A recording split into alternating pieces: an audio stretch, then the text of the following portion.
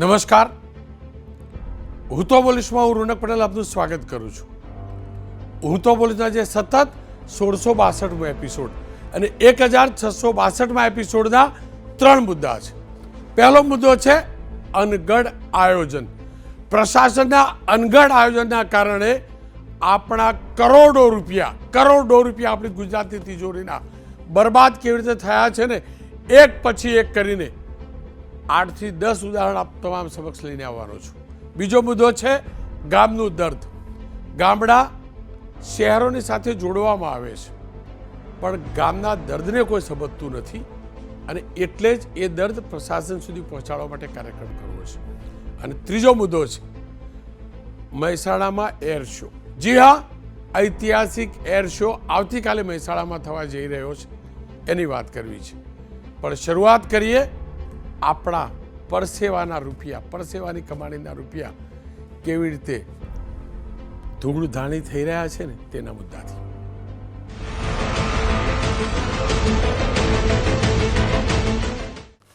આપણે તમામ લોકો કોઈ ને કોઈ કર ભરી સરકારની તિજોરી ભરીએ છીએ અને ભરવી પણ જોઈએ, આપણી ફરજ છે. કારણ કે સરકાર પાસે રૂપિયા હોય તો જ વિકાસના કાર્યો થાય. સરકાર વિકાસલક્ષી અનેક પ્રોજેક્ટ લાવે છે, સારી મંશા સાથે પણ લાવે છે, પણ અધિકારીઓ એનું આયોજન અણઘડ કરે છે, પ્લાનિંગ બેકાર હોય છે, બિનજરૂરી રીતે કરે છે, ક્યાંક નેતાઓના દબાણમાં કરે છે, ક્યાંક ખરાબ મંશા સાથે આયોજન કરે છે અને ક્યાંક અજ્ઞાનતાથી કરે છે. અને આના જ કારણે આપણા તિજોરીના ખરબો રૂપિયા, અરબો ખરબો રૂપિયા માટી થયા છે. એક પછી એક ઉદાહરણ રજૂ કરું છું ને એટલે કરું છું. નવું વર્ષ શરૂ થઈ ચૂક્યું છે, આપણા ગુજરાતનું ગુજરાતી નવું વર્ષ શરૂ થઈ ચૂક્યું છે. ત્યારે હવે પછી આપણી એક પણ પાઈ કોઈ અધિકારીની બેવકૂફી અથવા તો અણસમજ અથવા તો પછી કોઈ ખરાબ ઇન્ટેન્શનથી બરબાદ ન થાય ને એ માટે કરું છું. હું ફરીથી કહું છું, વિકાસલક્ષી પ્રોજેક્ટ આવવા જ જોઈએ, એના આયોજન થવા જ જોઈએ, પણ વિકાસ વિચારશીલ હોવો જોઈએ, વિચાર સાથેનો હોવો જોઈએ. એક પછી એક ઉદાહરણ રજૂ કરું છું. રાજકોટથી આજે સમાચાર આવ્યા કે રાજકોટના સાધુ વાસવાણી કુંજ રોડ પર basic service for urban poor યોજના અંતર્ગત 2010-11માં આવાસનું નિર્માણ કરાયું. તો આવાસ વર્ષ 2010-11માં થયા છે. આ આવાસ યોજના મહાનગરપાલિકાની અનામત જમીન પર રહેતા અથવા નદી કિનારે વસવાટ કરતા તથા ઝૂંપડામાં રહેતા લોકોને આવરી લેવામાં બનાવવામાં આવી હતી. જો કે આટલા વર્ષો સુધી 2011 અત્યારે 2025 થઈ, અત્યાર સુધી ત્યાં કોઈ રહેવા ન ગયું અને એટલે જ 15 વર્ષથી 1056 આવાસ ખાલીખમ પડ્યા છે. ખાલીખમ પડ્યાનો તો તકલીફ હતી જ, પણ એની સાથે સાથે એ ખખડધજ થઈ ગયા અને સરકારી નિર્માણ કહેવાય આપણે જાણીએ છીએ. 11 વર્ષમાં વણ વપરાયેલી ઇમારત એમને પણ ખંડેર થાય અને સરકારી કોન્ટ્રાક્ટરોના નિર્માણ વિશે ઝાઝું બોલવું નથી. 2 દિવસથી અચાનક પ્રશાસનના ધ્યાનમાં આવી ગયું એટલે અહીંયા રિપેરિંગ ચાલુ થયું, આપ જોઈ શકો છો. અમે લોકોએ તપાસ કરી તો ધ્યાનમાં આવ્યું કે આ રિપેરિંગ પાછળ 16,60,00,000 રૂપિયાનો ખર્ચો થવાનો છે. 2011થી અત્યાર સુધી કોઈ મકાન વપરાયું નહીં, કોઈ અપાયું નહીં, અપાયું તો કોઈ રહેવા ના ગયું અને હવે 16 કરોડ રૂપિયા અહીંયા વપરાવાના છે. આ રિનોવેશન કરી આવતા 10 મહિનામાં આવાસ તૈયાર કરાશે અને અહીંયા 1056 આવાસને પ્રધાનમંત્રી આવાસ યોજના 2.0 અંતર્ગત 3 લાખ સુધીની કૌટુંબિક વાર્ષિક આવક ધરાવતા લોકોને પાકું ઘર ના હોય તો એમને 2 લાખ રૂપિયામાં ફાળવવામાં આવશે. 1 BHKનો ફ્લેટ છે એને ફાળવવામાં આવશે. જો કે આ મુદ્દે મહાનગરપાલિકાના વિરોધ પક્ષના નેતાએ જબરજસ્ત પ્રહાર પણ કર્યા છે અને કહ્યું 15 વર્ષ પહેલાં કોંગ્રેસનું શાસન હતું ત્યારે આ આવાસ બનાવવામાં આવ્યા હતા. એનો મતલબ કોર્પોરેશનનું એ વખતે કોંગ્રેસનું શાસન હતું અને એ સમયે કોંગ્રેસે બનાવેલા. તે સમયે કોંગ્રેસને જસ ન મળે તે માટે ગરીબ લોકોના ક્વાર્ટર ફાળવાયા નહીં. કોંગ્રેસે બનાવેલા ક્વાર્ટર ભાજપ જસ ખાટવા માટે હવે ગરીબ લોકોને ફાળવશે અને એ વખતે જો ફાળવી દીધા હોય તો 16 કરોડ ખર્ચો ન થયો હોત અને મકાનની આવી હાલત ન હોત. આ કોંગ્રેસનું કહેવું છે. કોંગ્રેસની વાત જે પણ હોય, પણ મારે કોંગ્રેસને પણ સવાલ છે. આ આયોજન થયું તો કંઈ પ્લાનિંગ તો થયું હશે. હું વાત કોંગ્રેસ ભાજપ પૂરતી નથી કરતો, વાત પ્રશાસનની કરું છું. જે પણ શાસક હોય એ અંદર સામેલ છે. અમદાવાદ આવાસની વાત કરી લઉં. 20 સપ્ટેમ્બર 2024 અમદાવાદ મહાનગરપાલિકાના પાપે કરોડોના આવાસ પર બુલડોઝર ફર્યું હતું. એ વખતના દ્રશ્યો જુઓ છો. વટવામાં 182 કરોડ, 1 અરબ 82 કરોડ રૂપિયા 2011-12ની અંદર 31 બ્લોક ને 400 ફ્લેટ બન્યા હતા. 182 કરોડના ખર્ચે વર્ષ 2011-12માં 400 ફ્લેટ તૈયાર કર્યા હતા. મનપાના 2 જવાબદાર અધિકારીઓના પાપે અહીંયા કોઈ ડ્રો ના થયો, મકાન કોઈને ફળવાયું નહીં, ગરીબો આવાસ વિહોણા રહ્યા અને મકાનો ખંડેર થયા, અસામાજિક તત્વોનો અડ્ડો બન્યો, મકાનોના સ્ટ્રક્ચર સ્ટેબિલિટી રિપોર્ટ નેગેટિવ આવ્યો અને મકાન જમીન દોસ્ત કરાયું. જુઓ આ બુલડોઝર, આ જુઓ સરકારી જમીન ઉપર બનેલા આ મકાન સરકારે જ મહાનગરપાલિકાએ જ બનાવેલા 182 કરોડના ખર્ચે 2011માં બન્યા હતા. આ જમીન દોષ કર્યા. હવે જમીન દોષ કર્યા ડિમોલેશનનું પાછું બિલ તો ચૂકવ્યું હશે. આ સ્થિતિ છે. અહીંયા રૂપિયા વેડફાયા છે, વેડફાયા ધૂળ થઈ છે. વડોદરા 2012-13માં સરકારી આવાસ બનેલા રેન્ટલ કમ હાઉસિંગની યોજના 850 કરોડના ખર્ચે નવાયાર્ડ વિસ્તારમાં સરકારી આવાસ યોજના હેઠળ 2008-9માં વર્ક ઓર્ડર અપાયો. 2012-13માં આવાસ બન્યા. 850 મકાનો 2012-13થી બનીને તૈયાર થઈ ગયા. જો કે કોર્પોરેશનના વહીવટી વિભાગની બેદરકારીના કારણે તેનો કોઈ ઉપયોગ કરાયો નહીં. ઉલટાનું અસામાજિક તત્વોનો અડ્ડો બન્યો. અહીં મોટાભાગના મકાનોમાં બારી બારણા વાયરિંગ બધું ચોરાઈ ચૂક્યું છે અને આ પણ તોડાવવા પાછળ બીજા રૂપિયા ખર્ચાશે. આ સ્થિતિ જુઓ, આ સ્થિતિ જુઓ, કેટલા પૈસા ખર્ચાય છે ને વિચારી લો તમે. આ સ્થિતિ છે. અમદાવાદમાં મલ્ટી લેવલ પાર્કિંગ બનાવ્યું. સિંધુ ભવન રોડ આપ જોઈ શકો છો. પે એન્ડ પાર્ક યોજના અંતર્ગત 2024માં ફેબ્રુઆરી 2024 આ ડિસેમ્બર 2025 આવવા થયો. 96 કરોડના ખર્ચે આ પાર્કિંગ બનાવ્યું. 1200 વાહન પાર્ક થાય તેવી વ્યવસ્થા કરાઈ. 38 કોમર્શિયલ એકમો ઊભા કરાયા. 1.5 વર્ષ પછી એક પણ વાહન તો ત્યાં પાર્ક થયું નથી, તેનો રસ્તો જોવા મળતો નથી અને કોમર્શિયલ એકમોને કોઈ ખરીદવા પણ તૈયાર નથી બતાવતું. આ સ્થિતિ છે. સિંધુ ભવન રોડ કે જ્યાં એક ફૂટની કિંમત લાખો રૂપિયામાં થાય છે, ત્યાં જુઓ આ ધૂળધાણી થયેલું. વિજયભાઈ રૂપાણી એ ભૂમિપૂજન કરેલું ને સમય ઉદ્ઘાટન થયેલું. હવે તમને જુનાગઢ લઈ જાઉં. એવું નથી કે એકલું બરોડા, રાજકોટ કે સુરત કોર્પોરેશન, અમદાવાદ કોર્પોરેશન આવું કરે છે. 5 વર્ષ પહેલાં ભીના કચરામાંથી ગેસ બનાવવા માટે મહાનગરપાલિકાએ 4 કરોડ 68 લાખના ખર્ચે આ બાયોગેસ પ્લાન્ટ તૈયાર કરેલો. જુઓ 5 વર્ષ વીતી ગયા, 1 કિલો ગેસ અહીંયા ઉત્પન્ન થયો નથી. પ્લાન્ટ માટે વપરાયેલા સાધનો સડી ગયા છે. મેન્ટેનન્સ પર લાખો રૂપિયા ખર્ચાયા હશે અથવા ખર્ચાશે, પરિણામ શૂન્ય છે. પેસો ઓર્ગેનાઇઝેશન સર્ટિફિકેટના અભાવે આજે પણ પ્રોજેક્ટ ઇન્સ્ટોલ કર્યા બાદથી બંધ હાલતમાં છે.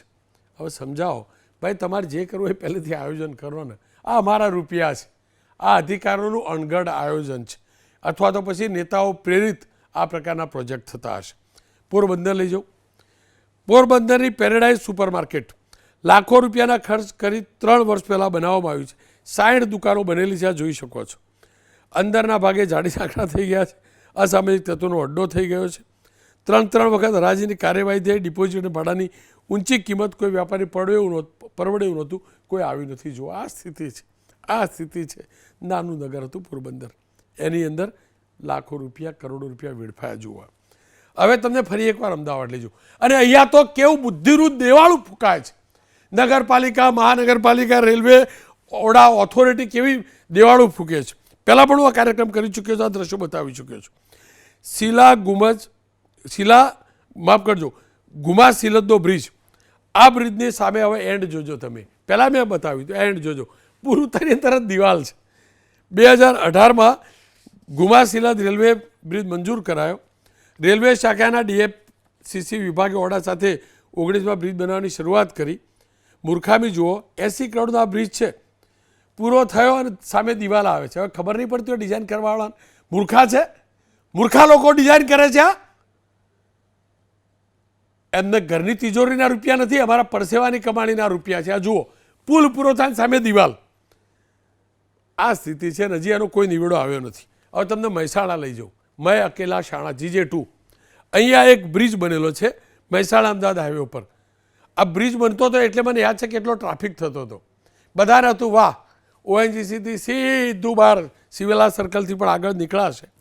આ બ્રિજ આખો બની ગયો. વચ્ચેનો એક પોર્શન આ જોઈન્ટ જે જુઓ છો ને એ લાંબા સમયથી બંધ છે. કેમ ખબર છે? ઉપર જોજો તમે. હવે આ 12 જુલાઈ મેં શૂટ કર્યું હતું એ વખતનું છે, હજી આ સ્થિતિ છે. આ ઉપર ઓવરહેડ લાઇન જાય. કેમ ભાઈ? તમે ફિઝિબિલિટી રિપોર્ટ બનાવતા હશો, ટેન્ડર અપાયું હશે, એ વખત તમને ખબર નહોતી ઉપરથી ઇલેક્ટ્રિફિકેશનની લાઇન જાય. વીજ લાઇન હટાવવા વીજ લાઇન કંપનીએ કોન્ટ્રાક્ટરને 16 કરોડ રૂપિયા ભરવાનું કહ્યું. કોન્ટ્રાક્ટરે નાણાં ભર્યા નથી. એ બંનેનું જે પણ હોય, મારો આ બ્રિજ કરોડો રૂપિયાના ખર્ચે બનેલો પડી રહેલો હોય. કોઈ જનસેવક, જનપ્રતિનિધિ, સાંસદો, મંત્રીઓ કેટલાય પસાર થતા હશે, એમના દેખાતું નથી. કોઈ બોલવાની હિંમત નથી કરતું કે કેમ આ બ્રિજનું આયોજન કરાયું, કેમ પેલા ઓવરહેડ લાઇન દૂર નહોતી કરાઈ. આ સ્થિતિ છે. આ જુઓ તમે, આ જુઓ આપણા ખિસ્સાના રૂપિયા છે.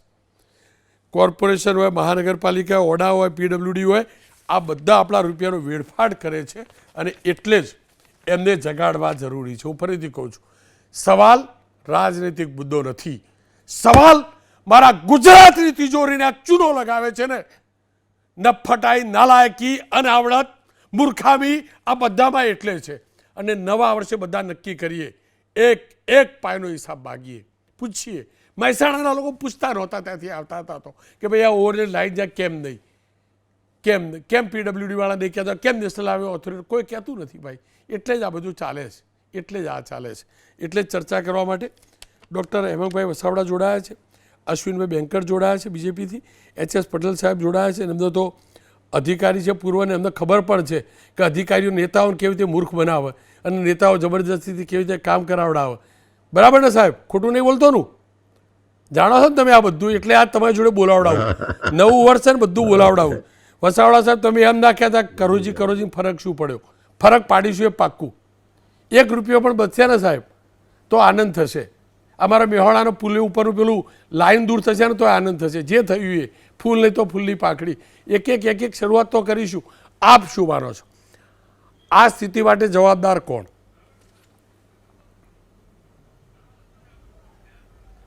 રોનકભાઈ, રાજકોટ, વડોદરા, અમદાવાદ, જુનાગઢ, જામનગર, પોરબંદર, મહેસાણા, આપે બધી જગ્યાની વાત કરી.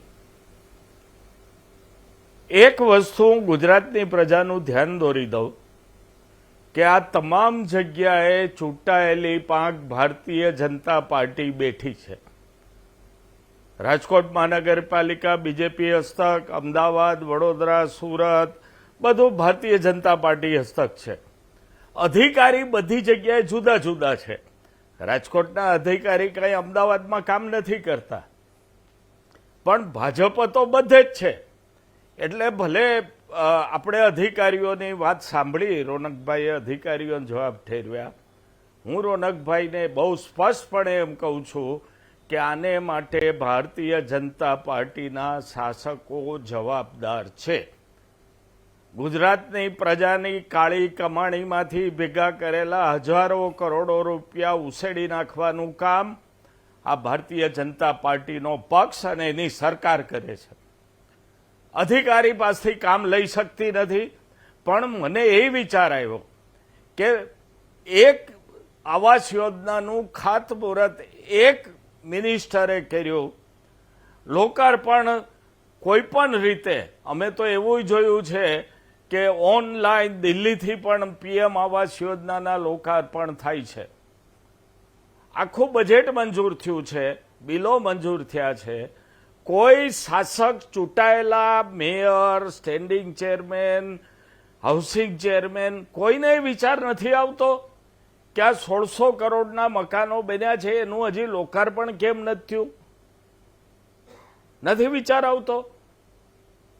એટલે ચોક્કસપણે જવાબદાર હાઈવે ઓથોરિટીએ આપે મહેસાણાનો બ્રિજ બનાવ્યો, મિનિસ્ટર છે ને હાઈવે ઓથોરિટીના રાજ્ય કક્ષાના, એટલે ગુજરાત રાજ્યમાં રોડ એન્ડ માર્ગ વ્યવહારના મિનિસ્ટર હશે દિલ્હી નીતિનભાઈ ગડકરી સાહેબ બેઠા છે, એને વિચાર નથી આવતો કે મેં આ 16,000 કરોડ રૂપિયા મહેસાણાને આપ્યા છે તો હજી કેમ કામ નથી થયું?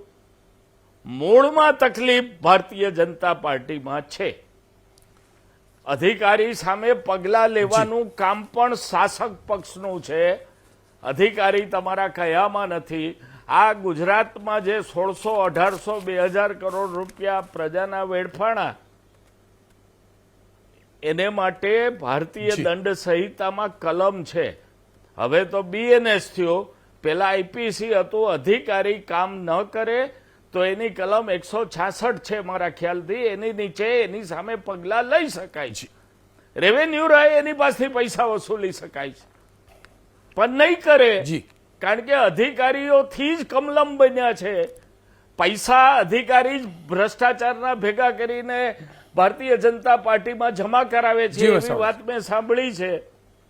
એટલે એ અધિકારી સામે પગલાં નહીં લે અને આપણે આમ કકડાટ કરતા રહેશું, પૈસાનો બગાડ થતો રહેશે, લોકો સુવિધાથી વંચિત રહેશે. આ મૂળમાં કમળ છે, કમળ. રોનકભાઈ, કમળ છે. વસાવડા સાહેબ, જો એક વાત સ્પષ્ટ કરી દઉં, હું જરાય નથી કહેતો કે શાસક પક્ષ જવાબદાર નથી. રાજકોટની યોજના કોંગ્રેસના સમયમાં બનેલી, પણ આગળની પ્રોસેસ જે હતી ભાજપે કરવાની હતી, પણ હકીકત છે. પણ બે વાતો આવે છે ને, એક બાજુ આપણે એમ કહીએ કે અધિકારીઓ આ લોકોને ગાંઠતા નથી, બીજી બાજુ આપણે એમ કહીએ કે ભાજપવાળા કરાવડાવે. હું ફરીથી કહું છું, શાસક પક્ષની જવાબદારી હતી, છે અને રહેશે. પણ શાસક પક્ષવાળા લમડે બંદૂક રાખીને તો નહીં કરાવડાવતા ને. અધિકારીઓને પણ તો સમજ હોવી જોઈએ ને. અને જો અધિકારીઓને સમજ નથી તો અધિકારીને કરવાનું શું? ખેર, અશ્વિનભાઈ મારી સાથે જોડાય. હું ફરીથી કહું, વસાવડા સાહેબ, હું જરાય નથી કહેતો શાસક પક્ષની ભૂલ નથી. ભૂલ નહીં, ઇન્ટેન્શન સારું એવું જરાય નહીં કહેતો, અને ક્યારેય નહીં કહું. ખોટું છે તો ખોટું છે જ ખોટું. મારા રૂપિયા બગડ્યા છે તો બગડ્યા જ છે. મારી ગુજરાતી તિજોરી ખાલી થઈ છે તો થઈ જ છે. તમારો પક્ષ શાસકમાં આવશે તોય આ જ બોલીશ. ખબર નથી એ મોકો તમારો પક્ષ ક્યારે આપશે બોલવાનો. નથી બોલ્યા રોનકભાઈ, સાંભળો ને, એટલે મારે મેં કહ્યું સાહેબ, મેં કહ્યું મહેસાણાથી બધા નેતાઓ આવતા જતા નતા, એમને ખબર નહીં પડતી. મેં કહ્યું સાહેબ, મેં કહ્યું અને ફરીથી કહું, તમારા પક્ષનું શાસન આવશે ને ક્યાંક તો મારું સ્ટેન્ડ આ જ હશે. તમારા પક્ષનું શાસન આવશે તો મારું સ્ટેન્ડ આ હશે. હું નહીં જાણતો ક્યારે આવશે અને ક્યાં આવશે, પણ આ જ સ્ટેન્ડ હશે. હું જન્મ્યો જ છું આના માટે. રહી વાત કકળાટની, તો હું સર્જાયો છું જ આ કકળાટ કરવા. હું સાચે કહું, આ જ કકળાટ કરતો રહીશ જ્યાં સુધી મારી તિજોરી ખાલી થતી જશે ને, આ જ કરીશ. અશ્વિનભાઈ પાસે જવાબ પણ માગીશ. અશ્વિનભાઈ, આ યોગ્ય તો નથી સાહેબ. આટલા રૂપિયા વપરાય, વેડફાય, વાપરો તમે તાર, વેડફો. ઝાડ ઉપરથી તો સરકાર તોડી નહીં લાવતી રૂપિયા, અમારા ખિસ્સામાંથી લઈ જાય ને. એક યોજના બતાવો, એક યોજના. મહેસાણા તમે ઉત્તર ગુજરાત જાઓ ને, બધા આવે ને નેતાઓ, ક્યારે કોઈ બોલ્યો કે આ લાઈન ઉપર કેમ ગઈ અને કેમ પુલ બન્યો? કેમ આ સ્થિતિ સાહેબ? અમદાવાદમાં બુલડોઝર ફેવર્યું રાતોરાત. કેમ? તો મોટો બ્લન્ડર હતું. પેલો પુલ, દિવાલની આગળ પુલ. આવું તો ના હોય ને સાહેબ. પેલા ગામડાવાળાને પૂછો ને એન્જિનિયરની જગ્યાએ, તો કે અહીંયા પુલ ના બને.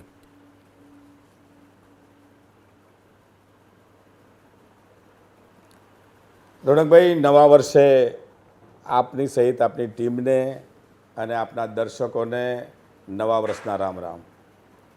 નવા વર્ષમાં આપણે વાત કરીએ છીએ વિકાસ, અને એવું લાગે છે કે અણઘડ અધિકારીઓ દ્વારા થતી ક્ષતિ.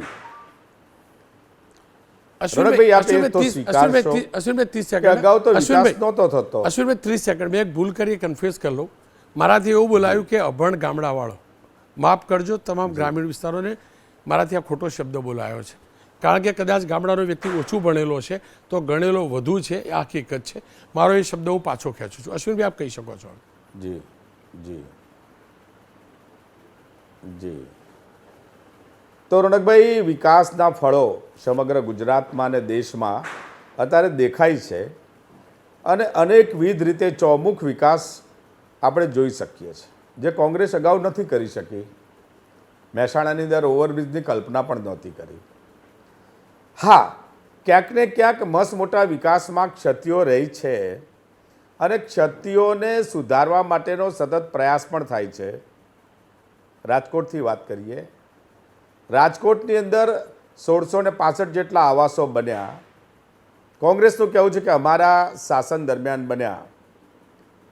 ત્યાંનો ટેકનિકલ મુદ્દો એવો આવ્યો કે આયોજન એવું થયું કે 2010 પહેલાં જે રાજકોટના નિવાસી હોય એને જ આ મકાનો એલોટ કરી શકાય, અને એના કારણે ઘણા બધા બનેલા મકાનોમાં કોઈને આપણે એલોટ ના કરી શક્યા. હમણાં જ નવી એક પોલિસી બનાવવામાં આવી, કારણ કે મકાનો બન્યા અને એમાં આપણે કોઈ ગરીબોને કે જે લોકોને વિસ્થાપિત કરવાના હતા એનું કોઈ ધોરણ નક્કી નહીં કરવાના કારણે વિસ્થાપિતોનો પ્રશ્ન ઊભો થયો. એને સોલ્વ કરવા માટે સરકારે નવી પોલિસી બનાવીને કહ્યું કે 2020 સુધીમાં પણ જે લોકોને આ રીતે વિસ્થાપિત થવાનું થયું છે તેવા બધા લોકોને મકાનો મળશે. અને એટલા માટે ત્યાં 16.48 કરોડ સમથિંગ કરોડ જેવા રૂપિયાના ખર્ચે રિનોવેટ કરીને એ મકાનોને માત્ર 2 લાખ રૂપિયાની અંદર ગરીબોને આપવાનો યોજના. મારી દ્રષ્ટિએ આમાં વિલંબ થયો છે. હું એમ કહી શકું કે કદાચ કોંગ્રેસની પોલિસી એને આ જો કરવાનો જસ લેવો હતો તો પોલિસી સુધારવી હતી, લાભાર્થીઓ આવે એવું કરવું હતું, નહીં થયું. હવે પોલિસી સુધરી છે ને એ મકાનો લોકાર્પણ થશે. 2 લાખમાં ગરીબોને અને વિસ્થાપિતોને મકાન મળશે. એ જ રીતે અમદાવાદમાં પણ જે આવાસ વટવાના આવાસો હતા એમાં પણ ક્ષતિઓ રહી. અનેક લોકોને મકાનો આપ્યા પરંતુ તેઓ ગયા નહીં, તેમણે ભાડે આપી દીધા, અને અનેક એવી ગેરકાયદેસર પ્રવૃત્તિઓ બની તો ત્યાં બીજા મકાનો બીજા સારા વસવાટ થવામાં તકલીફો પડી. આ ટેકનિકલ મુદ્દો છે અને એના કારણે ત્યાં પ્રશ્ન ઊભો થયો. રોનકભાઈ, આપને હું દેખાય તેવો વિકાસ કહું કે ગુજરાતની અંદર અમદાવાદમાં આ રામાપીરના ટેકરા પર આપણે કલ્પના ના થાય કે ત્યાં આવડા મોટા વિકાસ મોટાભાઈ એક સેકન્ડ, એ આપણા ટેકરા ઉપર મારો પ્રોજેક્ટ એક સેકન્ડ પૂરું કરી લો. નહીં મોટાભાઈ, ના હું જવાબ એ જગ્યા ના આપી શકું એટલા માટે કે મારો મુદ્દો આટલા પૂરતો જ છે, આ મુદ્દા પૂરતો જ છે. આ મુદ્દાનો જવાબ માંગવા હું બંધાયેલો. બીજે બધે કેટલો વિકાસ તો નથી એમાં પણ આપણી વાત સાચી છે, તમારે એ મુદ્દો ઉઠાવવો જોઈએ. અમદાવાદની અંદર આટલા રૂપિયા તમારો મુદ્દો ઉઠાવવો જોઈએ, મહેસાણાનો પુલ, પરંતુ સાથે સાથે વિકાસ પણ દેખાવો જોઈએ. એ દેખાયો સાહેબ, મહેસાણાનો પુલ, આ પેલો રેલવેનો પુલ, એના ઉપર આવીએ માંગુ છું. રોનકભાઈ, હું એ જ કહેવા માંગુ છું, રોનકભાઈ, એવું આવું જ જોઈએ, પરંતુ શું વિકાસ નથી થયો એવું કેવું કોંગ્રેસના મિત્રોનું? કોંગ્રેસ ભૂલી જાવ સાહેબ. વિચારીશું. નહીં, હું તો મારા મુદ્દાનો જવાબ માંગુ, હું તો મારી વાત કરું સાહેબ. એ રોડ, એ પુલ ના બન્યો હોત તો આ ક્ષતિ, જો આ પુલ, કારણ કે કોંગ્રેસ એમ કહે છે કે ભારતીય જનતા પાર્ટીના કમલમની અંદર નાણાં જાય છે, ત્યારે એમને વિચારવાનું છે કે નાણાં વિકાસમાં વપરાય છે અને એમાં ક્ષતિ રહે. ત્યારે મીડિયા, રોનકભાઈ, જો કાન આંબળે તો એને પણ લોકો સિરિયસલી લે છે. આ એ સરકાર છે કે જે તમામ બાબતોને સિરિયસલી લઈ એનું નિરાકરણ કાઢે છે. મહેસાણાનો બ્રિજ પણ એ ઓવરહેડ જે આપણી લાઈન છે એને ચોક્કસથી દૂર કરીને એ રોડ પૂર્ણ કરશે. એ વખતે આપણને સૌને આનંદ થશે. પણ વિકાસ થયો છે, વિકાસ થયો છે, એ વિકાસને આપણે કન્સિડર કરવો પડે. આપણે જૂનાગઢના ગેસ પ્લાન્ટની વાત કરી, વાત સાચી છે, સ્ટાર્ટિંગ ટ્રબલ થઈ છે. ત્યાં સેગ્રીગેટ કરીને ભીનો કચરો લેવો હતો, નહીં મેળવી શક્યા. ઘણી જગ્યાએ જોયું, ગાંધીનગરમાં પણ વારંવાર આપણે કહ્યું છે ટેનન્ટોને કે ભીનો અને સૂકો કચરો અલગ અલગ કરો, નથી શક્ય બન્યું. તેમ છતાંય ત્યાંના લોકોએ એક સારો પ્રોજેક્ટ નાખ્યો. અત્યારે પીયુસી અલગ અલગ કંપનીઓ સાથે એમણે એમઓયુ કર્યા છે. અને આવા જે વિશ્વ કક્ષાએ પ્રોજેક્ટ આવે છે એની અમલવારી કરવામાં ક્યાંક ક્ષતિ રહી ગયો હોય તો મને લાગે છે એને વિકાસની દ્રષ્ટિએ નહીં જોતા સમગ્રતા જોઈએ એવી મારી વિનંતી છે. અને ચોક્કસથી ક્યાંક ભૂલો થતી હશે તો સ્વીકારવાની તૈયારી છે. ખેર, જી રોનકભાઈ, બેન્કર સાહેબ, ભૂલ અને બેવકૂફી બંનેમાં બહુ મોટો ફરક છે. પેલી ઓવરહેડ લાઈન જતી આંખે દેખાય ભૂલ નથી, પેલી દિવાલ સામે આવે દેખાય ભૂલ નથી. એ બેવકૂફી છે અથવા ઇન્ટેન્શન ખોટો છે, અથવા અમને નાગરિકોને મૂર્ખ સમજે છે આ અધિકારીઓ, એ જ. અને એ જવાબ અમાર નહીં, શાસક પક્ષે અધિકારીઓ જોડે લેવો જોઈએ. એ કોર્પોરેશન હોય, વડાના ચેરમેન, એમડી જે પણ હોય એમને લેવો જોઈએ. પટેલ સાહેબ મારી સાથે. પટેલ સાહેબ, આ બધી ભૂલો છે, બેવકૂફી છે, અમે નાગરિકો મૂર્ખ છીએ એવું સમજે છે આ બધા અધિકારી, કે નેતાઓ જબરદસ્તી કરાવતા હશે, હોય છે શું?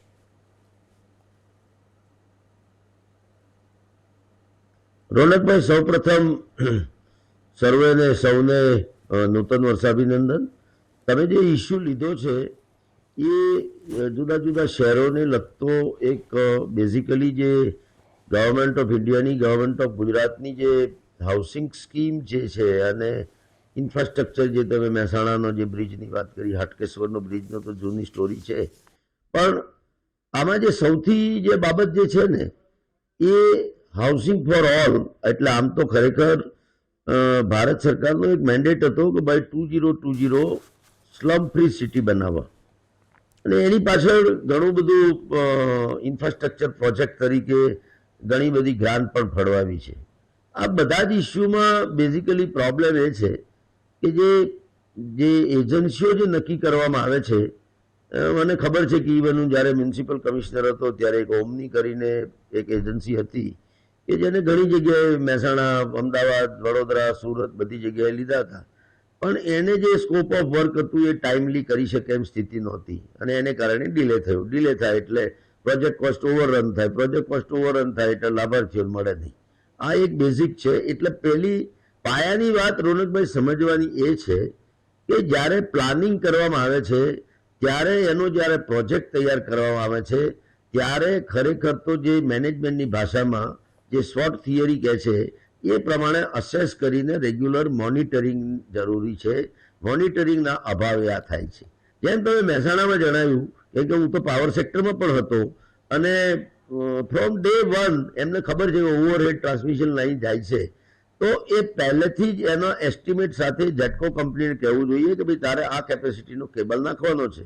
તમને પણ ખબર હશે, ઇવન હું પણ જોતો હતો, જે એસપી રિંગ રોડ ઉપર જે રણાસણ છે એ જે ઓવરબ્રિજ બનાવ્યો ત્યારે મલ્ટિપલ લાઈનો પસાર થતી હતી, કેમ કે અમારો રણાસણ બ્રિજની બાજુમાં જ એક 220 kV સ્ટેશન છે.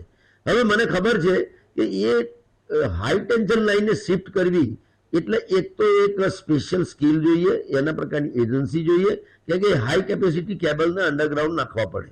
એટલે એ ખાસ એનું જ્યારથી એનો ફાઉન્ડેશન શરૂ થાય ત્યારથી જ એનું શિફ્ટિંગની પ્રોસેસ ચાલુ કરાવી દેવી જોઈએ. આ એક વાત છે.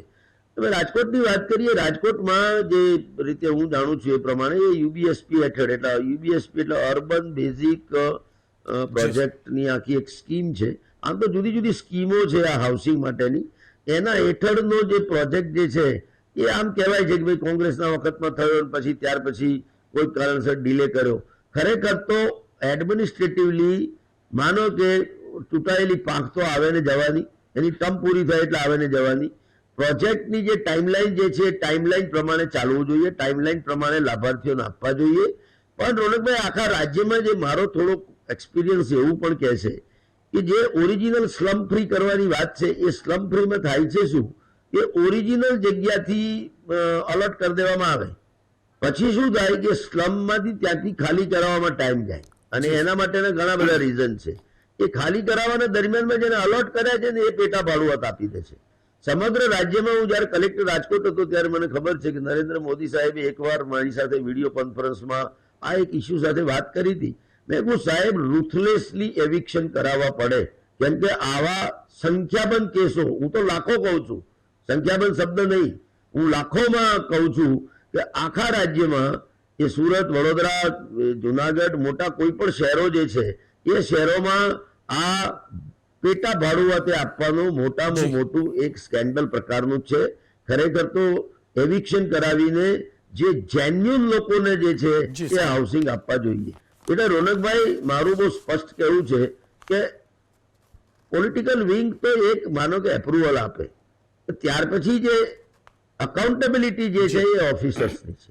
સેકન્ડલી બીજું હું પણ માનું છું, ઘણી જગ્યાએ લોકલ બોડી છે, ઇલેક્ટેડ બોડી છે, એટલે ઘણી જગ્યાએ પોલિટિકલ ઇન્ટરફિયરન્સ છે. હું ના નથી પડતો, કેમ કે it is a democratic institution and by some or other way કોઈક વાર કોઈક એજન્સીના કોઈક સાથેના રિલેશન્સ હોય તો એને કારણે પણ કદાચ ડિલે થાય છે. આ હું તમને વાસ્તવિક સ્થિતિ કહું છું. એનાથી બે બાબતોનું નુકસાન જાય છે. એક તો પ્રોજેક્ટ કોસ્ટ ઓવરરન થાય છે, એ રાજ્યની તિજોરી કે કેન્દ્ર સરકારના પૈસા હોય એના ઉપર જાય. બીજું કે લાભાર્થીઓને જે સમયસર મળવા જોઈએ થાય નહીં.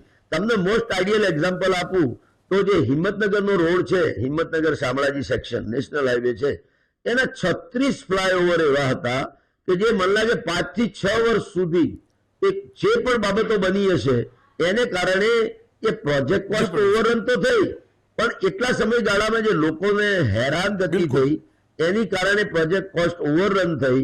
આ બધા ઇસ્યુ છે.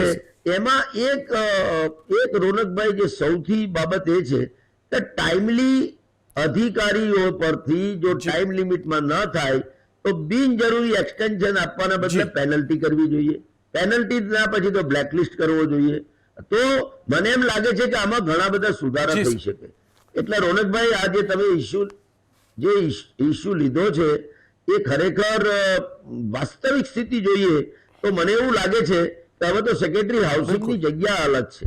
ભારત સરકારે પણ સેક્રેટરી હાઉસિંગની જગ્યા અલગ છે. સેક્રેટરી હાઉસિંગે જેટલા પ્રોજેક્ટ મંજૂર કર્યા હોય એ બધાનું ક્રિટિકલ મોનિટરિંગ કરે તો મને એમ લાગે છે કે આમાં સુધારો થાય. રોનકભાઈ પટેલ સાહેબ, આપનો ખૂબ ખૂબ આભાર. ખેર ફરી એકવાર કહીશ, પ્રોજેક્ટ જરૂરી છે, વિકાસના કાર્યો જરૂરી છે, સ્લમ ફ્રી થાય શહેર એ માટે આ પ્રકારની યોજનાઓ જરૂરી છે. બસ સવાલ એટલો જ છે, યોજના શરૂ કરતાં પહેલાં બધું વિચારવું જરૂરી છે. આયોજન જમીન ઉપર થાય પછી પેપર ઉપર ચડે ને એ જરૂરી છે, સાથે જ મોનિટરિંગ જરૂરી છે. આ બધું નથી થતું ને એટલે આપણી તિજોરીને ચૂનો લાગે છે, ખાલી થાય છે. અઢળક નાણાં વેડફાય છે અને નાણાં ન વેડફાય એ જોવાની જવાબદારી આપણા તમામની છે, તમામની.